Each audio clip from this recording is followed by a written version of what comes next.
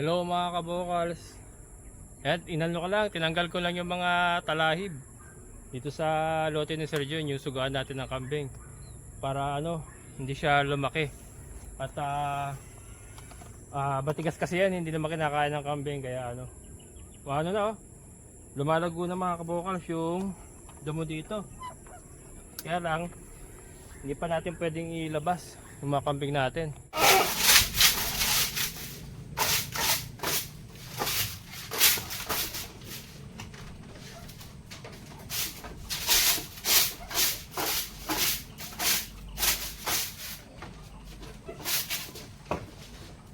Hello mga kabokals.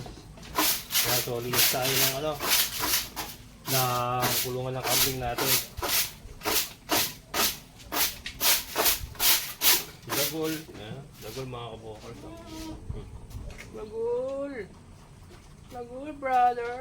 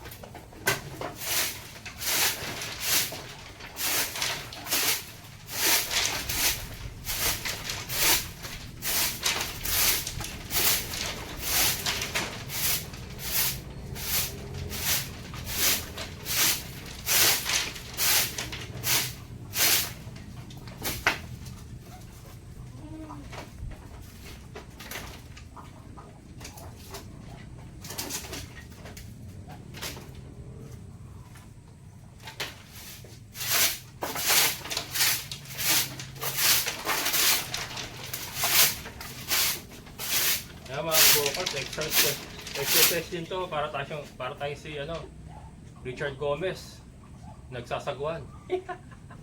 Dapat na dyan, may commercial siyang ganun dati pa yun, bench yata yun, yung sasagwan siya, pero dalawa yun, ganun.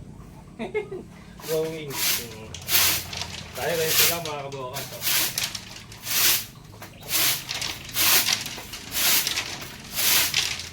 Bago tayo magbigay ng papain ulit. Malapit naman ang maibsan yung ating paghihirap kasi nag-aaraw-araw na, iba na yung simoy ng hangin mga kabokals. So umuulan na lang pagka may bagyo talaga. So malapit na yan, malapit na natin mailabas doon sa ating sugaan. So medyo giginhawa na ang buhay pagka naisugaan na uli natin.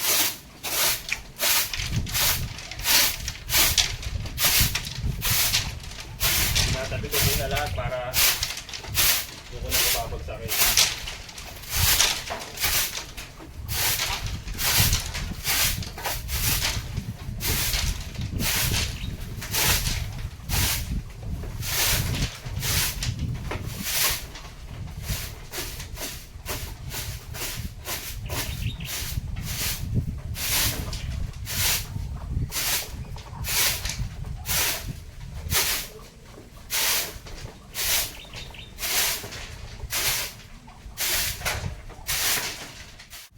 Ito yung mga tuyo na mga tira nilang tuyo mga tatanggalin din natin.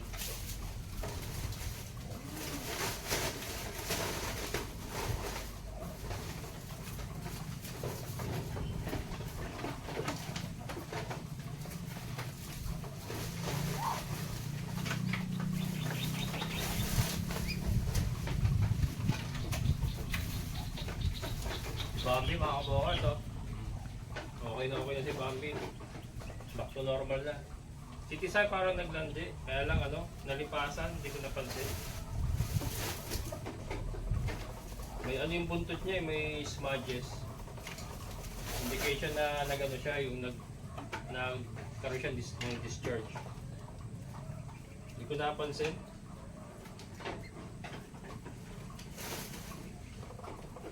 May tibami mga kabukas. So.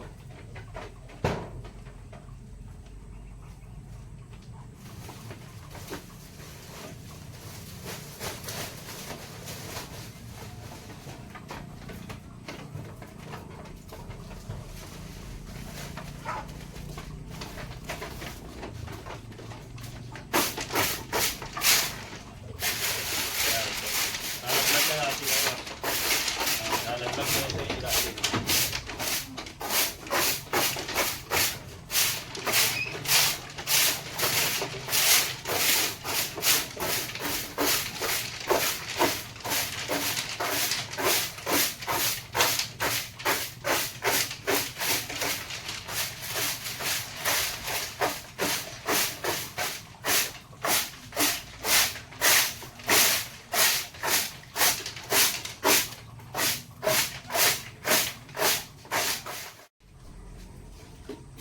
Tanggalin na natin yung ano, mga kabukas, yung dubbing at wasak-wasak na rin.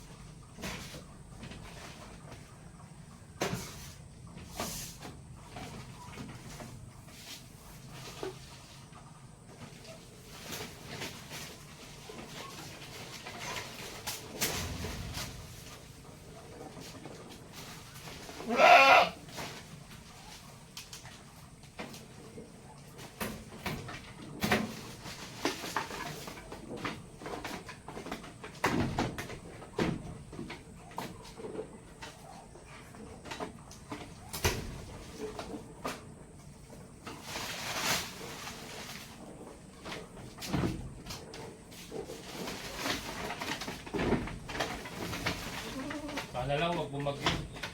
Wag na uli bumagyo muna. Wala na silang atatabi. Kasi na ano rin mga kabukas, nadudurog tapos bumabagsak. Baka kainin pa nila.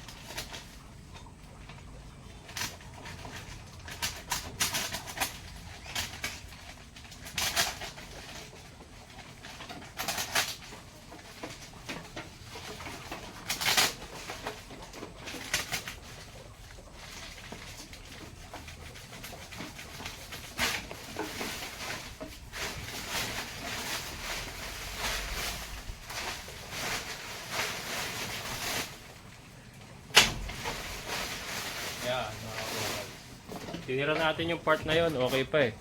Yan. Wala na kasi mga kabukals eh. Gula-gulanit na eh. Eh yung mga ganyan, nalalaglag kasi mga ganito. Mga ganito nalalaglag sa loob. Baka nguyain nila. Tapos malunok. So ito, na itinira natin. Okay pa naman eh. So ang naging open lang yun dito. Diyan pa naman ang pasok ng hangin. Pero sana wag mo nang bumagyo. Yan, tapos doon. Plano ko ano na lang to. Plano ko plywood na lang din. Bibili yung manipis na plywood na mura lang. Tatapal ko parang ganyan. Ang gagawin natin. Walang maasahan sa ganito mga kabokers talaga. Ayan nag-umpisa na naman to. Pawasak na naman yan. Araw na lang bibilangin yan, pawasak na. So ayan, nakapaglinis na tayo. Ito, ilalabas ko na ito. Papakain na tayo. Si Dagul gutom na. Brother! Gutom ka na, Brad? Gutom ka na, Brad? Laki ng katawan ni Dagul mga kabokers. Ayan, mabalik ng dating alindog ni Dagul.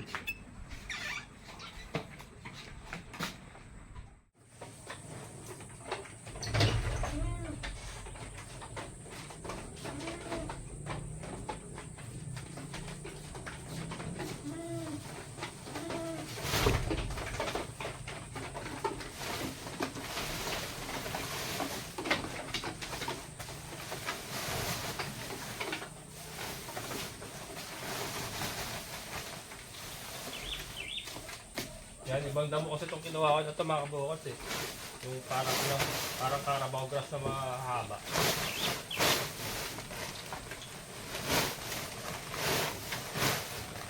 Yan ganito mga kabukals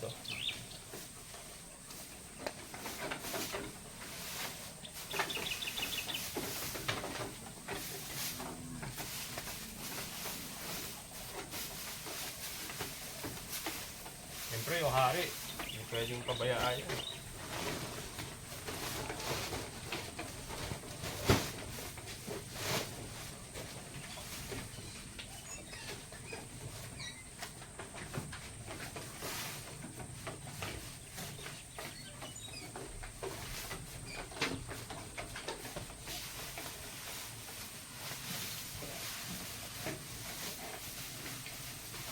Maganda kasi dito may kasama mga legumes ayan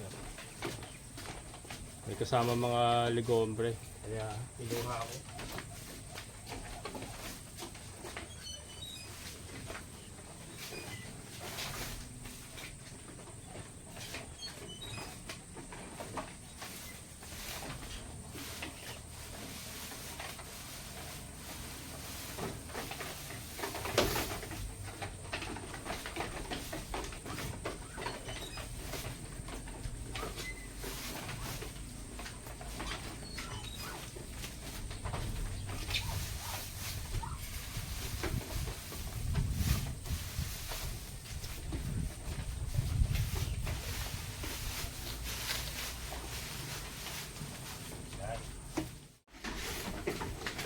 Yan.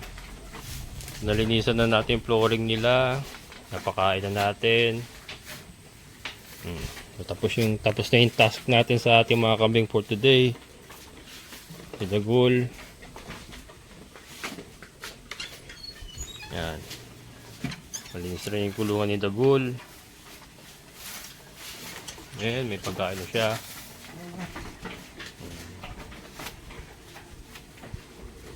Yan. So, may gagawin pa tayo mga kabukals. Ako lang pala. Yung sa dito sa may between itong kambingan, yung silong na kambingan natin saka yung baboyan. Haharangan ko, lalagyan ko ng ganito. May dalawa pa tayo ron na pinambubabong ko sa manok. Gagamitin ko muna pangharang kasi yung amoy nung pupo nila umaabot sa kulungan ng baboy natin. So, kailangan maharang natin yon para hindi masinghot ng baboy natin. So yun ang gagawin natin ngayon. Pero ito, tinapos ko muna ito. Si Milky pala. Teka, si Milky. Lilipat pa natin. Ayun, si Milky. Lilipat natin ang sugaan. Si Milky mga kabokals. Ano na, kamusta ka na? Tinanggal na natin nasa leg niya. So yun Ito.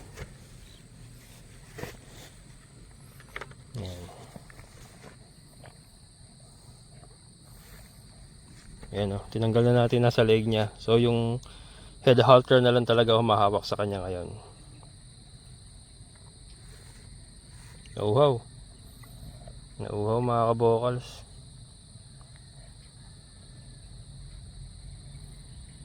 Na-adjust pa naman yung head halter na yan, no? Yan, inano ko lang nun. Ipinasok ko lang dun sa ano. Pero na-adjust pa yan. Kaya lang siguro kailangan makabili ako ng ano nito. Backup mga kabokals. Sa tingin ko to pang ano, baka hindi siya magtagal talaga. Kasi lalo na yung ano niya, yung yun yung para sinturon. Bakal yun eh. Baka pag kinalawang na, masira na rin. Nauhaw.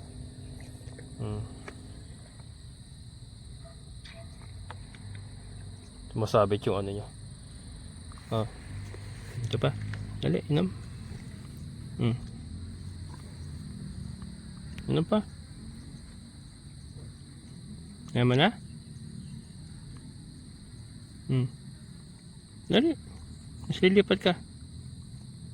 Lipat ka o lipat? Ayan o mga kabokals. Lipat ka ha? Halika, lipat ka. Lipat ko mga kabokals sa kabila. Halika. Dito tayo. Ayan, dito kasi pwede dito eh, sa likod. Tinaniman na ng ano, mga fruit bearing ng may-ari. Kaya lang wala pang bakod. Yari yan pagka nadaanan ng kambing ni Tata Pabling. May buko pa naman. Ayan o.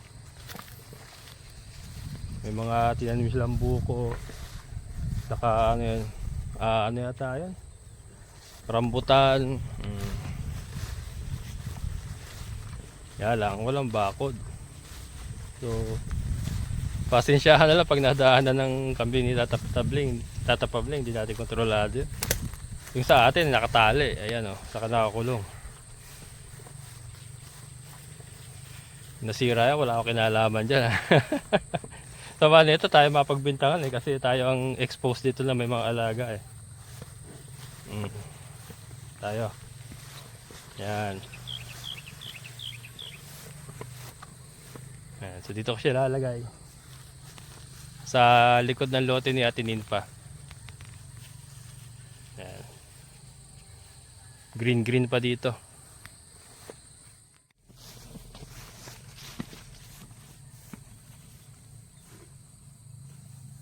Ayan.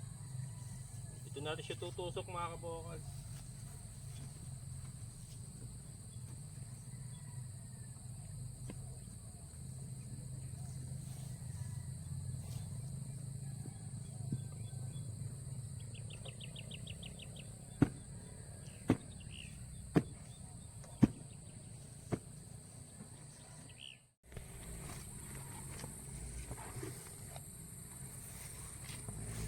Yan, dito ka na ha. Bakas kumain talaga mga kabokals oh.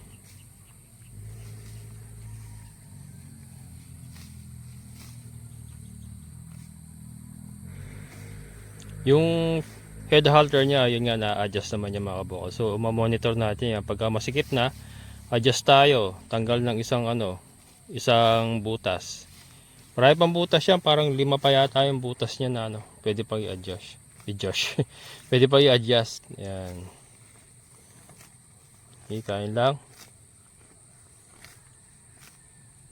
Pagka nagawa na natin yung kwadra mo, pupurgahin kita. Kasi kailangan pagpupurga sa umaga mga kabokals yung walang kinain. Yung pag dito kasi, syempre hindi mo alam, magdamag kumakain yan eh. Kaya hindi ko pa siya mapurga. Kaya kailangan maikwadra siya. Tapos magdamag walang kinain. Umaga titirahin ng pamurga. Madali lang naman. Albendazole lang din nilalagay sa konting tubig tapos sa bote. Siyang isusubo sa kanya. Kasi yun yung mga napapanood ko eh. Inaral ko na rin eh kung paano sila magpurga. Yun ang ginagawa nila. So ang lang natin, wala pa tayong kwadra kaya hindi natin siya ma-dieta. Kailangan siya eh, wala siyang kinain muna bago natin pupurgahin. Ayan mga kabokals. So